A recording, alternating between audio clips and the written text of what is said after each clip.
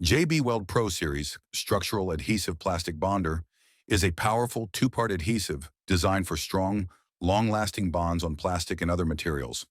Before application, roughen the surface with a file or sandpaper and clean thoroughly for optimal adhesion. Unscrew the retainer nut and open the cartridge by removing the closure plug. Remove the static mixers from the cartridge. Set the extra aside and remove the packing clip from the mixer you're going to use. Screw on the static mixer and load the cartridge into a caulking gun with an 18:1 thrust ratio. Dispense and discard the first inch of material to ensure proper mixing. Apply the product in a bead, even coat, or extruded shape. A spreader can be used for even distribution. The bond sets in 7 minutes and fully cures in 90 minutes. When finished, we recommend leaving the mixer nozzle on to harden. Then, when ready to reuse, replace it with a new one.